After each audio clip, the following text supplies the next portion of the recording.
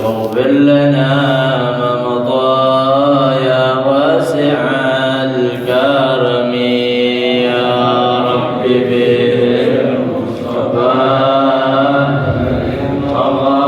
مقاصدنا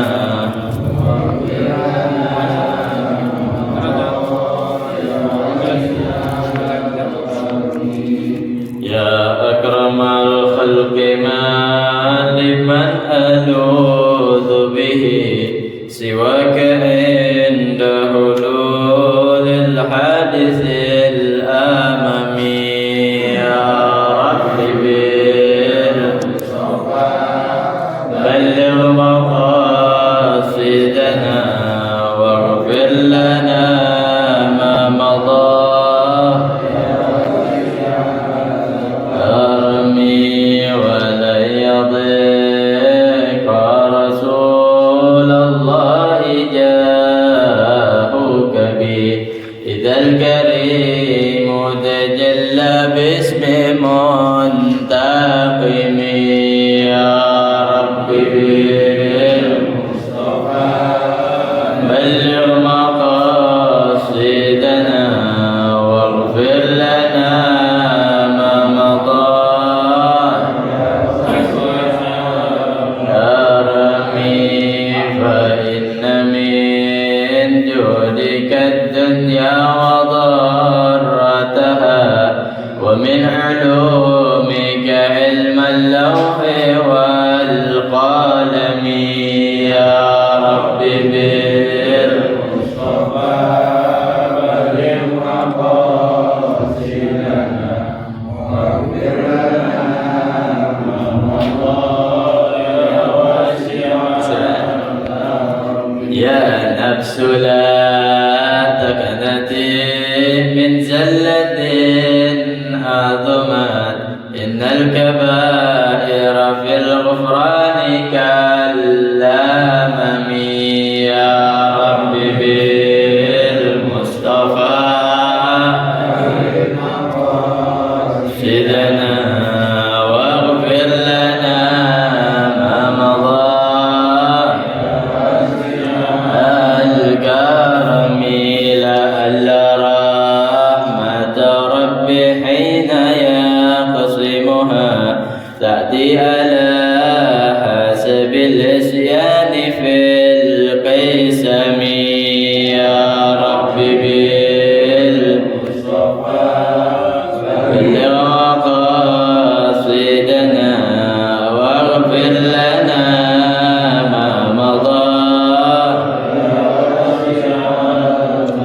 أرمي بسم الله الرحمن الرحيم الفاتح إلى روح سيدنا وحبيبنا شفينا رسول الله محمد بن عبد الله وآله وأصحابه وأزواجه وذريته خصوصا إلى روح سيد الوالد الحبيب عبد الله بن أحمد الكعب والحمد الله بن الله بن أحمد الكعب والحبيب محمد بن أحمد الحداد والحبيب عبد القادر بن محمد بن أحمد الحداد وسهوله من فروع ثم إلى روح سيد محمد بن علي بن عباس المالكي سيد عباس بن علي بن عباس المالكي سيد علي بن عباس المالكي وسهوله من فروع ثم إلى روح سيد الشيخ عبد القادر الجيلاني ثم إلى روح سيد الشيخ محمد سلمان المالكي ثم إلى رسول الشيخ محمد رشد البنجري ثم إلى رسول الشيخ شاروني عبدنا البنجري ثم إلى رسول الشيخ محمد زين عبد الغني البنجري ثم إلى رسول الشيخ أحمد زين رسوله مفروم ثم إلى رسول الشيخ حاج محمد شافي حزمي وسوله مفروهم ثم إلى مصنف هذا الكتاب الشيخ جلال الدين عبد الرحمن بن عبد بكر السيوطي ثم إلى الشيخ محمد بن عمر النووي البندري وسولهم وفروهم والدينا والديكم خاصة وأمواتنا وعمواتكم عما أن الله تغشاهم بالرحمة والمغفرة وينفعون بأسرارهم وأنوارهم وعلومهم ونفعاتهم بالدين والدنيا الآخرة بسر الفاتحة. أعوذ بالله من الشيطان الرجيم. بسم الله الرحمن الرحيم. الحمد لله رب العالمين الرحمن الرحيم مالك يوم الدين. إياك نعبد وإياك نستعين اهدنا الصراط المستقيم صراط الذين أنعمت عليهم غير المغضوب عليهم ولا الضالين آمين. رب اغفر لنا ولوالدينا آمين. Mari sama-sama kita membaca niat belajar. Bismillahirrahmanirrahim. Bismillahirrahmanirrahim. نويت التعلم والتعليم والإفادة والاستفادة والحث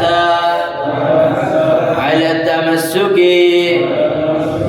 بكتاب الله وسنة رسول الله والدعاء إلى الهدى والدلالة على الخير ابتغاء مرضات الله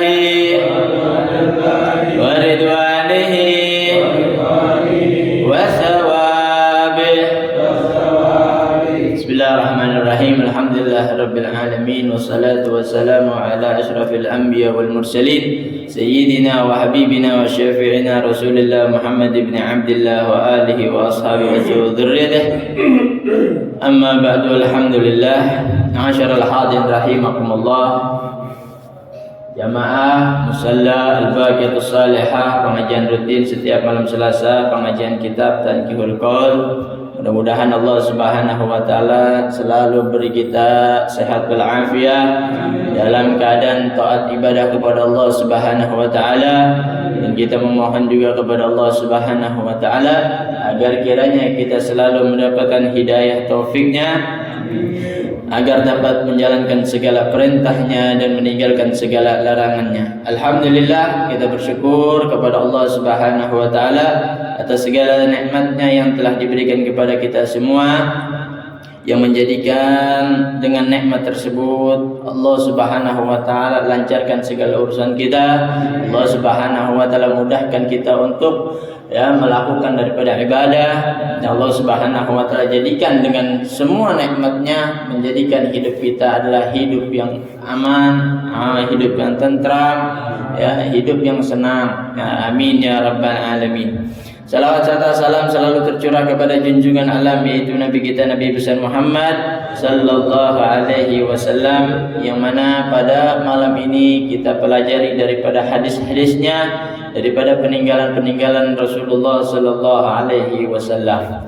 Ma'asyiral hadirin rahimakumullah, melanjut daripada pembahasan kita dalam kitab Tanqihul Qaul yang kemarin sampai pada الباب الثامن والعشرون في منع شرب الخمر. قال المصنف رحمه الله تعالى: وأدام النفع به وبعلومه وبعلوم عباد الله الصالحين رضي الله عنكم. الباب الثامن والعشرون في منع شرب الخمر.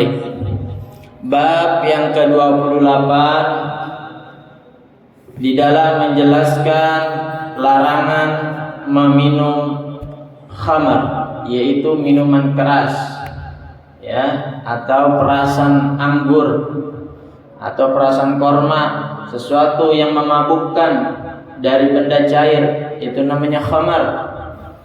Jadi kita sebagai orang mukmin, sebagai orang muslim, diharamkan oleh Allah Subhanahu wa taala untuk meminum khamar. Kenapa ma'asyiral hadirin rahimakumullah kita diharamkan di dunia untuk meminum khamar? Karena Allah Subhanahu wa taala akan siapkan bagi orang yang beriman khamar itu nanti di surga. Jadi siapa orang yang menjaga daripada khamar di dunia, ia akan dihalalkan baginya khamar nanti di akhirat, di surga. Jadi tenang saja ma'asyiral hadirin rahimakumullah, kita jaga diri kita jangan sampai tersentuh daripada khamar dunia, yang mana itu semua dilarang oleh Allah Subhanahu wa taala, agar kita dapat mencicipi khamar nanti di surganya Allah Subhanahu wa taala.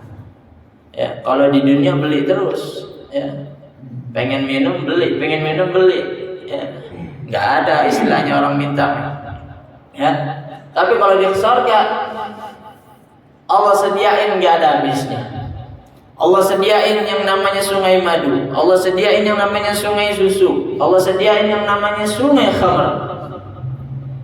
Allah Subhanahu wa taala telah firmankan di dalam Al-Qur'an yang mana surganya Allah itu mengalir di bawahnya sungai-sungai. Nah itu sungainya. Di antaranya sungai susu, sungai madu, sungai khamar. Yang kita bakal ambil sepuasnya nggak bakal habis. Ya, disitulah nanti kita akan dihalalkan oleh Allah Subhanahu wa taala. Qala Ibnu Mas'ud, "Idza dafantum syaribal khamri." Ya, jadi di sini larangan meminum khamar. Telah berkata sahabat Ibnu Mas'ud, "Idza dafantum syaribal khamri." Apabila kalian menguburkan seseorang yang sering minum khamar, yaitu pemabuk, fanbashuhu fa in lam tajidu wajhahu masrufan 'anil qiblah faqtuluni. Ya. Apabila kalian menguburkan seorang pemabuk, itu kalau sudah dikubur coba gali lagi. Maka jika kalian tidak mendapati orang pemabuk tersebut berubah arah dari kiblat, apa kata sahabat Ibnu Mas'ud? Faqtuluni, maka bunuhlah aku. Jadi sahabat Ibnu Mas'ud ini bersumpah atau bertaruh, ya. Kalau kalian mengubur seorang pemabuk, ya, sudah dikubur, coba buka lagi kuburannya. Ya. Dia pasti akan berubah arah dari kiblat. Biasa kalau kita menguburkan itu jenazah ada di kiblat. Kalau ada seseorang yang melihat, ya, ternyata jenazahnya berubah arah dari kiblat, boleh dia bongkar lagi. Boleh dia bongkar lagi. Karena ada sebab-sebab yang membolehkan kuburan itu dibongkar kembali. Di antaranya belum dimandikan, ya, arah kiblatnya berubah, ada barang berharga yang ikut terkubur, ya. Itu adalah salah satu daripada sebab kuburan seseorang boleh digali. Maka kata sahabat Ibnu Mas'ud, coba gali itu kuburan. Kalau dia nggak berubah arah, ya, dari kiblat, bunuh aku. Ini bahayanya orang pemabuk. Fa inna Rasulullah sallallahu alaihi wasallam qala, "Idza syaribal 'abdul khamra." Kenapa sahabat Ibnu Mas'ud ini berani berbicara seperti itu? Karena dia pernah mendengar, ya, Rasulullah sallallahu alaihi wasallam bersabda, apabila seorang hamba meminum khamar, sesuatu yang memabukkan, arba'a marratin, 4 kali saja, 4 kali, 1, 2, 3, atau 4 tegukan, gitu ya. Sakhatallahu alaihi, mulai saat itu Allah murka. Nggak mandang banyak, nggak mandang dikit, 4 kali selesai, ya. Sakhatallahu alaihi, Allah murka sama itu orang. Wa kutiba ismuhu fi sijjinin, Allah tulis namanya di pintu neraka Sijjin. Wala yuqbalu minhu shaumuhu wala salatuhu wala sadaqatuhu illa an yatuba. Enggak diterima puasanya, enggak diterima salatnya, enggak diterima sedekahnya. Gimana caranya biar bisa terima? Illa an yatuba, dia harus benar-benar tobat. Maka lihat-lihat masyaallah hadirin rahimakumullah, kalau lagi sholat, ya, kepada siapa kita ngikut? Ya. Wah, dia kayaknya pernah mabuk nih, atau sering mabuk seminggu sekali. Jangan. 2 kali sehari, jangan. Allah Subhanahu wa taala bilang di sini, siapa orang yang minumnya 4 kali doang, apalagi seminggu sekali, ya, apalagi berbotol-botol. Naudzubillah, ya. Salat, puasa, sedekah nggak diterima kecuali dia taubat dulu. Jadi jangan dibilang biarin dia pemabuk, yang penting sholat. Biarin dia pemabuk, yang penting puasa. Biarin pemabuk, yang penting sering ngasih duit sedekah. Hati-hati, ibadahnya bisa nggak diterima Allah. Sebab apa? Mabuknya. Ya, maka dahulukan taubat, baru ibadah. Jadi gitu masyaallah rahimakumullah.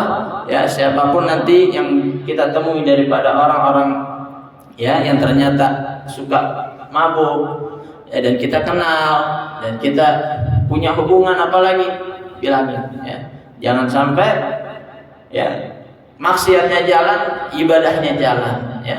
Yang pasti yang tertolak ibadahnya, ya, pasti yang tertolak ibadahnya. Karena setiap keburukan itu ya selalu merusak sesuatu yang baik.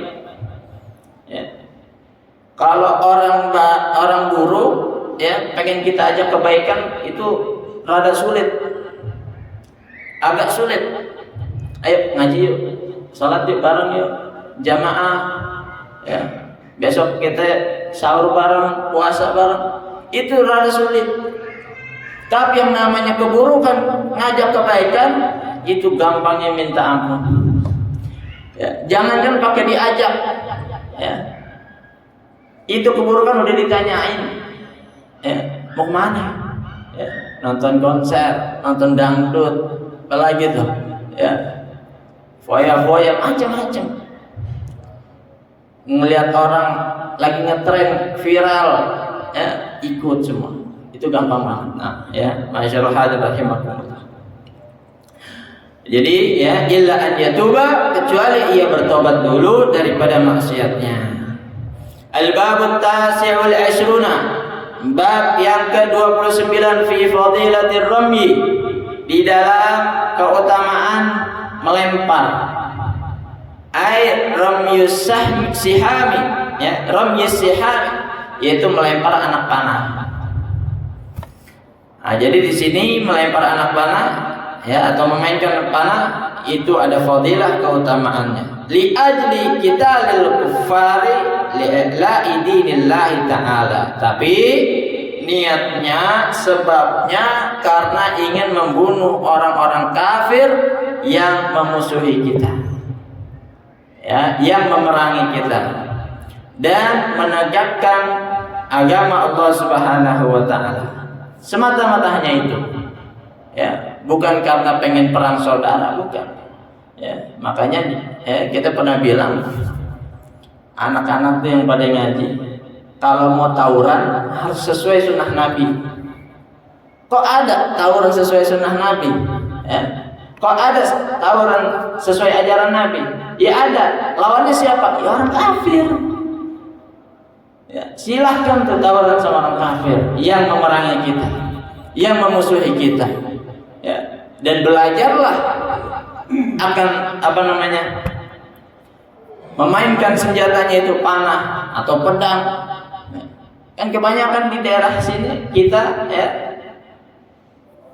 banyak yang tawuran, ya, melempar panah kepada saudaranya sendiri.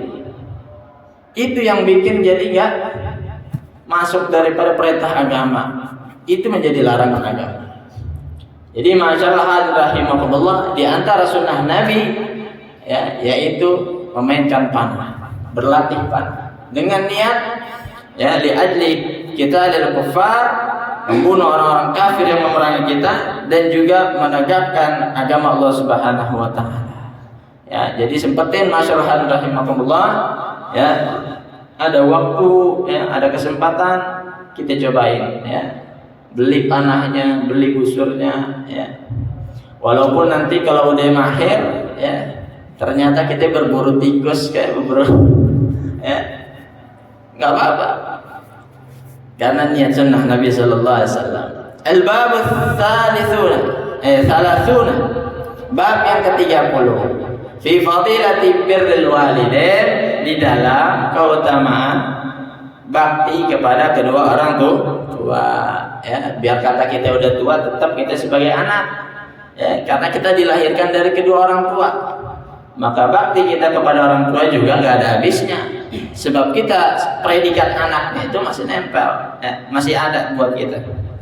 Qala sallallahu alaihi wasallam, telah bersabda Rasulullah sallallahu alaihi wasallam, laisa baina aki walidayhi wa baina iblisa fin nari illa tabaqatun wahidatun. Kata Nabi sallallahu alaihi wasallam di dalam sabdanya, laisa baina aki walidayhi, enggak ada di antara orang yang durhaka sama orang tuanya dan di antara iblis, ya artinya orang durhaka sama iblis itu di dalam neraka, illa tabaqatun wahidatun, kecuali dia cuman beda satu tingkat. Ya, artinya bisa dia di atasnya atau iblis di bawahnya, atau iblis di atasnya dia di bawahnya. Dekat banget sama iblis. Fahuwa jaru iblisin finnar, dan dia adalah tetangganya iblis di neraka nanti. Na'udzubillah. Ini orang yang durhaka sama orang tua. Ya, jadi dia sebagai tetangganya iblis. Walaysa baina barin walidayhi wa bainal anbiya'i fil jannah illa darajatun wahidatun. Dan gak ada di antara orang yang berbakti kepada kedua orang tuanya dan para anbiya, para nabi di dalam surga, illa kecuali darajatun wahidatun, satu derajat. Artinya dekat banget. Sama kayak tadi, orang yang durhaka sama iblis itu tetangga. Orang yang berbakti sama kedua orang tua sama para nabi itu berdekatan, ya, bertetangga. Fahuwa jarul anbiya fil jannah, dan dia menjadi tetangganya para nabi di surga. Ya, nggak apa-apa udah susah-susah di dunia, ya, layanin orang tua, perhatikan orang tua, nanti enaknya di surga jadi tetangganya para nabi. Ya, mau nabi siapa yang kita pengen?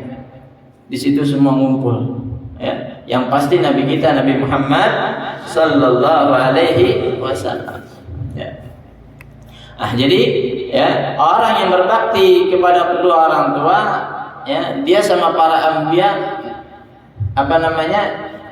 berada di dalam, ya, berbeda dari satu derajat, ya, illa darajatun wahidatun, ya, kecuali satu derajat di antara orang yang berbakti dan para nabi. Al-babul hadi wa thalathuna fi fadilati tarbiyatil auladi. Bab yang ke-31 di dalam keutamaan mendidik anak. Qala sallallahu alaihi wasallam, telah bersabda Rasulullah sallallahu alaihi wasallam, man razaqahullahu waladan. Ini jadi perhatian buat kita semua. Kata Nabi, siapa orang yang diberi rezeki, ya, oleh Allah Subhanahu wa taala seorang anak, walam yu'allimhul Qur'ana, dan dia tidak mengajarkan kepada anak tersebut Al-Qur'an, illa kana kullu dzambin, kecuali, ya, nanti adanya dosa si anak yang diamalkan, yang dikerjakan oleh anak, ya, itu ala abihi, atas ayahnya, atas bapaknya. Ya, jadi dilimpahin semua tuh dosa-dosa anak, dilimpahin kepada ayahnya kalau dia tidak mengajarkan Al-Qur'an, ya. Wa yaumal qiyamati yuhasibul waladu abahu ala tarkihi ta'limal Qur'an.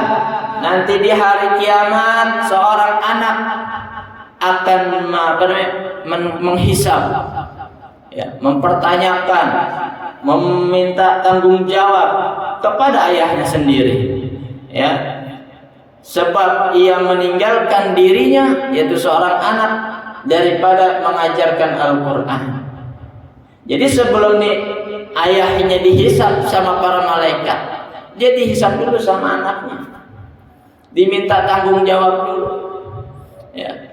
Bagaimana tuh, apa alasannya, apa, ya, penyebabnya dia nggak mendapatkan pendidikan Al-Qur'an.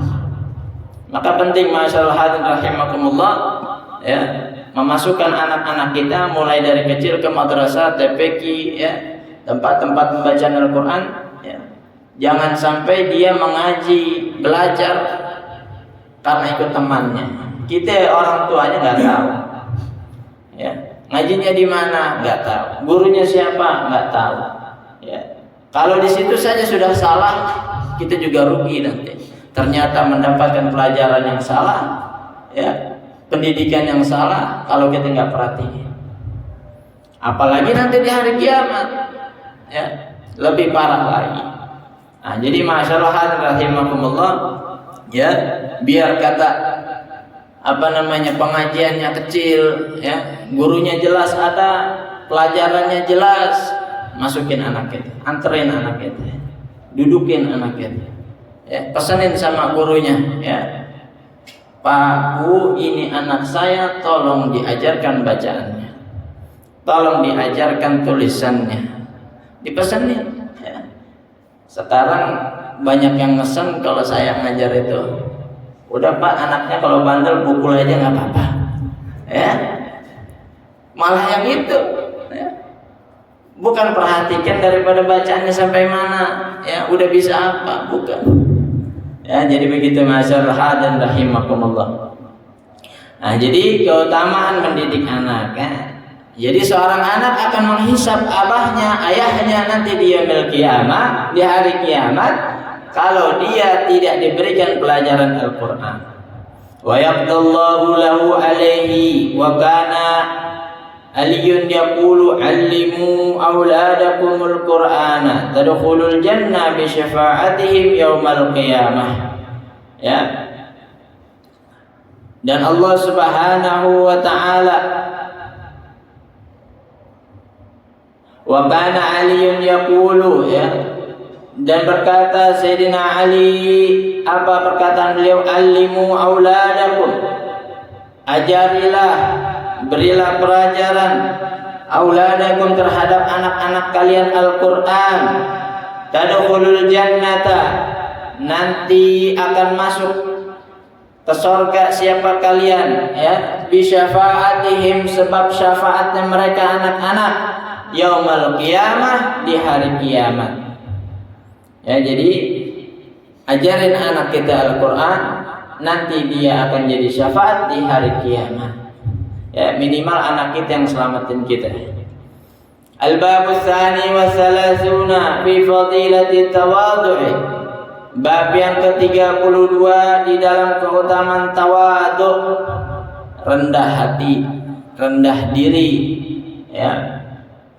Biar kata kita rendahan, ya, tapi rendahnya kita bukan karena manusia, bukan karena harta, bukan karena wanita, tapi rendahnya kita karena kita sebagai hamba Allah Subhanahu wa taala yang lemah, ya, yang rendah, yang hina, ya, di sisi Allah Subhanahu wa taala. Itu arti tawadhu.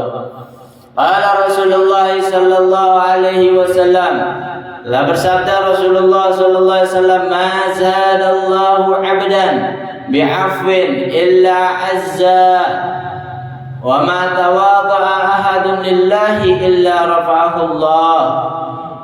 Rasulullah sallallahu alaihi wasallam bersabda, ma zadallahu 'abdan bi'afwin, tidaklah Allah Subhanahu wa ta'ala menambahkan kepada hambanya bi'afwin,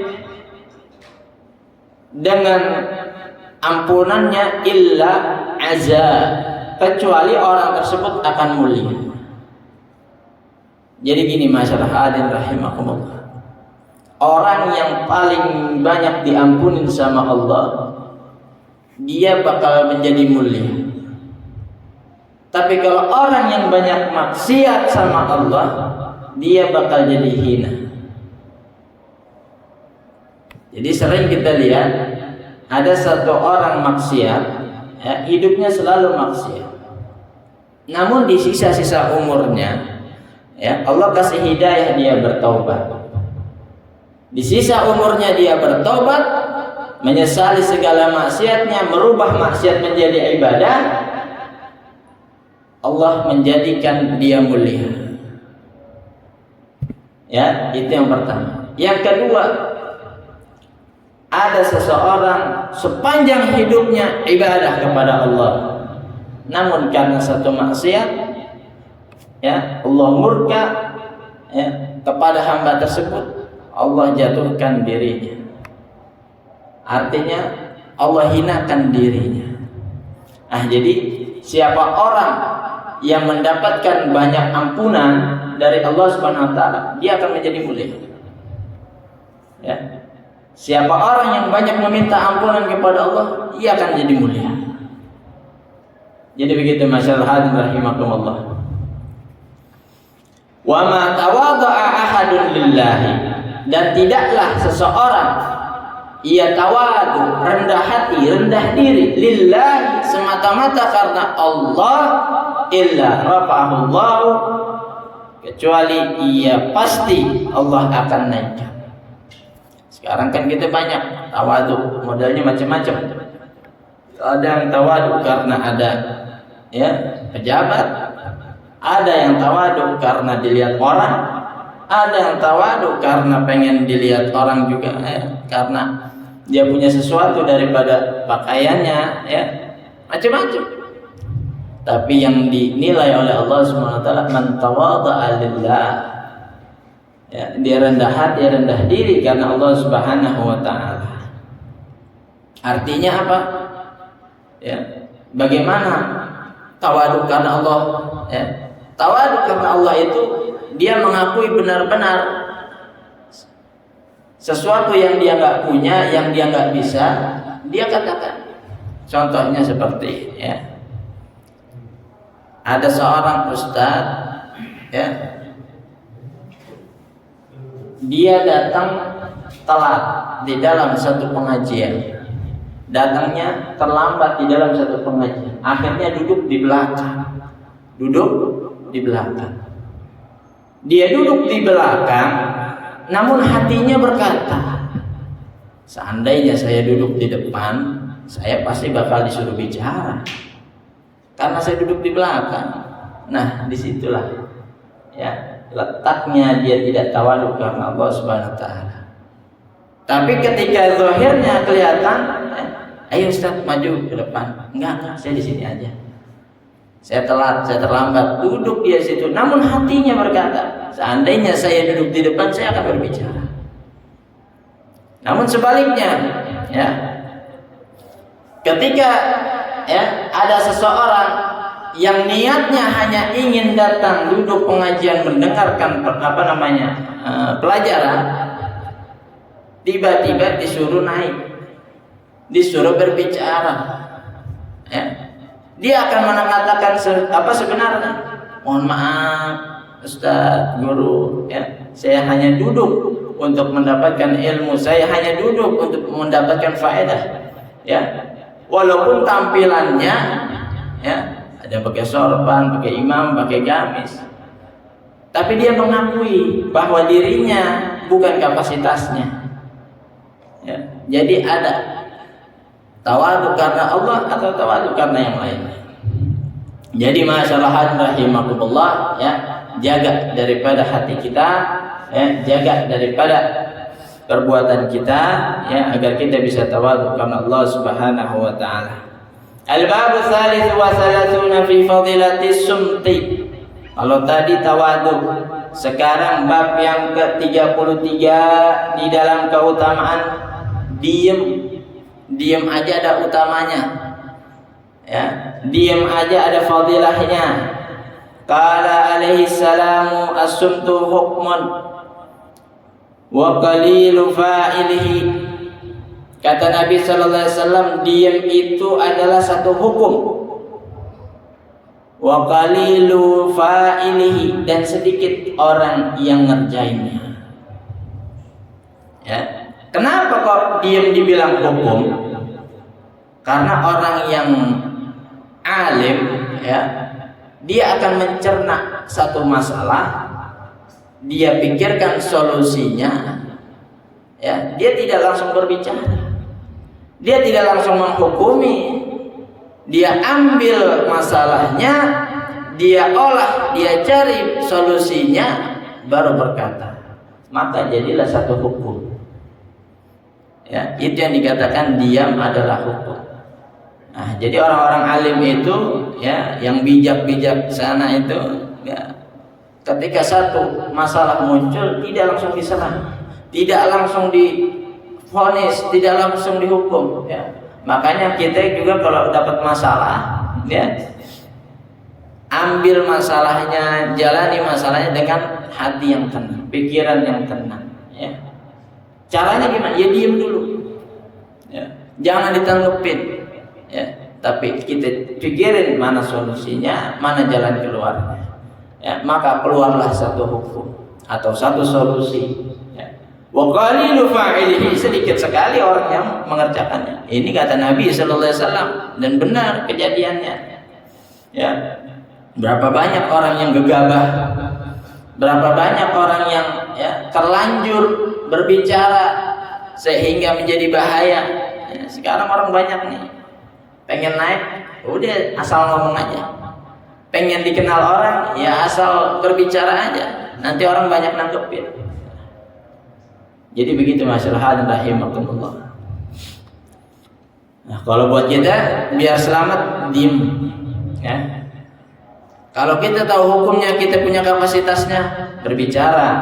Kalau nggak ada, diam sudah. Ya. Wa qala sallallahu alaihi wasallam, man waqa syarra qabqabihi wa zabzabihi wa qalqihi wa qalqihi faqad waqa syarra kullahu wal qabqabu huwa al badnu wal zabzabu al farju wal qalqu al lisan. Ya. Kata Nabi sallallahu alaihi wasallam, siapa orang yang terhindar dari keburukan, ya, perut, terus apalagi keburukan kemaluan dan keburukan lisan, maka dia tidak akan terjerumus kepada keburukan yang lain. Keburukan perut, banyak kenyang, jadi buruk juga. Sering banyak kenyang jadi malas ibadah, banyak kenyang jadi pikiran kotor, banyak kenyang, ya, jadi urusan terbengkalai. Ya. Itu keburukan perut. Wadzadzab, keburukan kemaluan. Ya, maka ini yang harus kita jaga. Ya, keburukan kemaluan dari zina, ya, dari dia bermain dengan tangannya, ya, dari dia liwat, ya. Terus yang ketiga, wal qalqi ay al lisan, keburukan lisan. Kalau kita selamat dari tiga perkara ini, keburukan perut, kemaluan dan lisan, maka kita nggak dapat keburukan-keburukan yang lain. Sebab lisan, ya, orang jadi masuk penjara ada. Sebab lisan orang mati ya ada. Sebab lisan orang jadi celaka ada. Ya, macam-macam. Jadi tiga ini bisa jadi melebar semuanya. Ya, itu keburukan-keburukannya. Maka siapa orang yang selamat, faqad waqa syarra kullahu, maka ia selamat daripada keburukan semua-muanya. Al-bab ar-rabi wa thalathuna fi fadilatil iqlal min al-aqli wan naumi war rahati. Bab ke-34 di dalam keutamaan al-iqlal min al-aqli, sedikit makan. Kalau kita banyak makan, sedikit-sedikit makan. Al-iqlal min al-aqli, sedikit dari makan, wan naumi, dan tidur, war rahati, dan istirahat. Ini ada keutamaannya, ya. Qala Rasulullah sallallahu alaihi wasallam, jahidu anfusakum bil ju'i wal 'atshi. Telah bersabda Rasulullah sallallahu alaihi wasallam, jahidu anfusakum, latih diri kita. Latih diri kita dengan lapar dan haus. Fa innal ajra fi dzalika ka ajril mujahidi fi sabilillah, karena sesungguhnya pahala tersebut itu sama seperti pahala para mujahid di jalan Allah Subhanahu wa taala. Ya, sedikit makan, sedikit minum, itu pahalanya sama seperti orang yang berjihad di jalan Allah. Wa innahu laisa min amalin ahabbu ila Allah min ju'in wa atashin. Dan sesungguhnya tidak ada daripada perbuatan yang dicintai oleh Allah Subhanahu wa taala melainkan dari lapar dan haus. Ya, artinya bukannya kita harus kelaparan, kehausan, bukan. Ya. Artinya jangan sampai kita keseringan kenyang. Ya. Usahakan ada lapar-laparnya, ada haus-hausnya. Ya. Makannya sedikitin, minumnya sedikitin. Yang intinya jangan sampai kita sakit. Ya. Dan ini adalah keadaan yang disukai oleh Allah Subhanahu wa taala. Kenapa? Nabi aja sampai 3 hari lapar, kagak makan. Ya. Itu disempilin batu. Sahabat sehari saja udah ngelapor sama Nabi. Ya Rasulullah, kami udah sehari nggak makan, nggak minum. Nabi nggak ngomong. Angkat bajunya, ada 3 batu besar yang menandakan 3 ini adalah 3 hari. Sahabat diem. Ya. Nabi 3 hari aja kagak pakai ngomong. Sahabat sehari pakai ngomong. Kita sejam udah nangis kali, ya. Kelaparan. Nah, jadi ada keutamaan, ya. Al-babul khamis wa thalathuna fi fadilatil iklali min ad-dhahki, ya. Jadi yang menyebabkan keburukan-keburukan, banyak makan, ya, atau banyak tidur, ya. Waktu kita jadi banyak kebuang, warrahat, banyakkan istirahat, ya. Itu Allah Subhanahu wa taala dan Nabi sallallahu alaihi wasallam memerintahkan dikitin, kurangin. Makanya para aulia Allah Subhanahu wa taala itu banyak kurang tidur. Banyak kurang tidur. Kalau kita dengar kebiasaan orang terim, ya, malam bangun, ya, siang tidur. Tapi sampai zuhur, habis dari sholat isyraq, ya, bangsa jam 7, jam 8, zuhur bangun. Dari zuhur sampai ketemu subuh lagi, itu mereka ganti-gantian ibadah. Ada yang khatam Quran, ada yang sholatnya ditambahin, sunnahnya ditambahin. Ya, mereka menyedikitkan tidur. Nah, sekarang keutamaan mensedikitkan tertawa. Ya, tertawa boleh, tapi jangan banyak-banyak. Tertawa boleh, tapi jangan kelewatan. Qila li Rasulillah sallallahu alaihi wasallam ayyun nasi afdalu, qala man qalla mat'amuhu wa dhahkuhu wa radiya bima yasturu bihi awratuhu. Ya. Dikatakan, ya, atau ditanya Rasulullah sallallahu alaihi wasallam oleh para sahabat, ayyun nas afdal. Siapa sih manusia yang paling utama? Artinya manusia yang baik itu kayak bagaimana? Apa kata Nabi? Man qalla mat'amuhu, siapa orang yang makannya sedikit, wa dhahkuhu, dan ketawanya sedikit, wa radiya bima yasturu bihi auratuhu, dan dia ridha dengan apa yang dia tutupi daripada aurat, ya, aib-aibnya, ya. Jadi orang yang paling baik adalah orang yang sedikit makan, sedikit ketawa, dan dia ridha, ya, artinya dia menutupi daripada aib-aibnya, ya, nggak ngumbar aibnya, nggak ngasih tahu orang-orang tentang keburukan-keburukan, ya. Al-babu sadisu wa thalathuna, ya, berarti ini yang ke 36. 4 bab lagi kita mulai bab yang pertama. Ini masih kisi-kisi. Bab yang ke-36 fi fadilati iyadatil marid. Di dalam keutamaan menjenguk orang yang sakit. Ini berapa kali kita jenguk orang sakit? Ya. Yang kita jenguk siapa? Ya. Keluarga-keluarga kita, teman-teman kita, sahabat kita, orang-orang yang kita kenal, ya.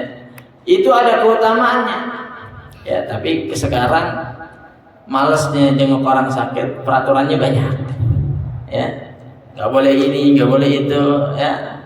Yang jadi kita ini segan, tapi tetap kita akan jenguk ketika kita bisa memungkinkan.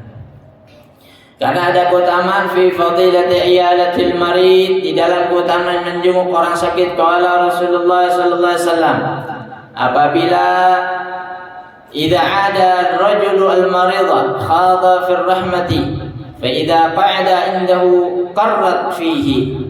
Ya, telah bersabda Rasulullah sallallahu alaihi wasallam, apabila ada seseorang menjenguk seorang yang sakit, khadha fi rahmatihi, ia datang membawa rahmat.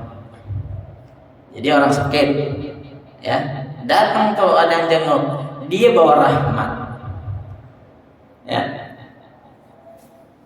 Fa idza qa'ada indahu qarrat fihi. Kalau yang jenguk itu tadi duduk di samping orang yang sakit, itu rahmat akan menyebar kepada yang ada di situ. Makanya orang senang kalau ada yang jenguk orang tua sakit, yang jenguk anaknya, yang ngurus anaknya, senang hatinya.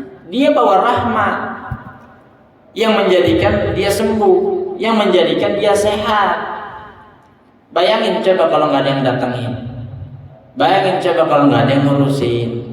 Ya, ada teman kita sakit, kita sebagai teman baiknya datang, gua senang. Biar kata nggak bawa apa-apa gitu. Ya, dia bisa ngasih kabar yang baik, atau bisa membuat sesuatu yang ketawa, ya. Jadi semangat untuk sehatnya naik. Itu sebagai rahmat, ya. Kata Nabi sallallahu alaihi wasallam, idza qa'ada indahu qarrat fihi. Kalau dia duduk aja di samping orang yang sakit, yang lain kebagian rahmatnya, ya. Al-bab as-sabi'u wa thalathuna fi fadilati dzikril maut. Ya, bab yang ke-37 di dalam keutamaan ingat mati. Qalat Aisyah radhiyallahu anha, telah berkata Sayyidah Aisyah radhiyallahu anha, ya Rasulullah, hal yuhsyaru ma'asy-syuhada'i ahadun? Qala na'am. Sayyidah Aisyah istri Nabi sallallahu alaihi wasallam bertanya kepada beliau, ya Rasulullah, hal yuhsyaru ma'asy-syuhada' ahadun? Apakah seseorang akan dikumpulkan, ya, bersama para orang-orang yang mati syahid? Qala na'am. Qala ni'ma man yadhkurul mauta fil yawmi wal laila 20 marratan. Apa kata Nabi? Betul, ya, na'am. Man yadhkurul mauta, orang yang ingat mati sehari semalam 20 kali. Dia nanti kalau mati dikumpulin sama orang syahid. Sehari semalam ingat mati 20 kali. Ingat matinya gimana sih? Ya Allah, besok mati. Bukan. Ya Allah, umur saya pendek. Ya, saya mau nambahin sholat saya. Ya Allah, umur saya pendek, saya mau nambahin bacaan Al-Quran saya. Ya Allah, besok belum tentu hidup nih. Ya, sedekah sekarang. Jadi semua amal ibadahnya memotivasi dia dengan menambah. Sebab apa? Sebab dia nggak yakin hidupnya, dia nggak yakin umurnya, dia nggak yakin besok ada kesempatan, dia nggak yakin besok bakal ketemu lagi. Itu sebagai salah satu bentuk tanda dia ingat mati. Atau ziarah kubur sama sebagai tanda ingat mati. Apapun itu usahanya, ya yang menjadikan amal ibadah kita naik sebab kita ingat akan kematian, maka itu dihitung sebagai ingat mati dan ia akan dikumpulkan bersama para syuhada. Ya, sampai di sini al-babu thaminu wa thalathuna fi fadilatil qabri wa ahwalihi wallahu a'lam bissawab. Bab yang ke-38 di dalam keutamaan kubur dan keadaan ahli kubur. Ya, jadi masyaallah hadirin rahimakumullah, mudah-mudahan apa yang kita baca pada malam hari ini membawa manfaat khususnya untuk tubuh kita, untuk menambah semangat ibadah kita, untuk menambah pengingat ibadah kita. Ya, amin amin ya rabbal alamin. Subhanakallahumma bihamdika asyhadu an la ilaha illa anta astaghfiruka wa atubu ilaik. Assalamualaikum warahmatullahi wabarakatuh.